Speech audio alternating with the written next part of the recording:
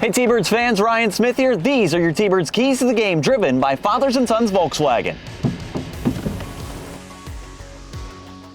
T-Birds and the Charlotte Checkers as the T-Birds look for their first set of back-to-back wins in the 24-25 season and look to hand the Checkers their second consecutive loss after Charlotte fell 4-2 in Hartford against the Wolfpack last night. T-Birds coming off a 4-3 win over the Lehigh Valley Phantoms that saw their penalty kill continue to shine. That's going to be a huge key for the T-Birds here tonight as they go up against the #1 power play unit in the American Hockey League. Jordy Kinnear and the Checkers off to a historically great start on the man advantage this season. 5 games already with multiple power play goals. Charlotte has scored on the power play in 10 of their first 11 games and are operating at a staggering 38.5% through the first 11 games of the season. No other team in the AHL is over 30% at this point in the campaign, so needless to say, Steve Konowalchuk's team needs to enforce discipline tonight. As great as the PK has been of late, you're playing with fire if you put the #1 power play unit on the ice time and time again.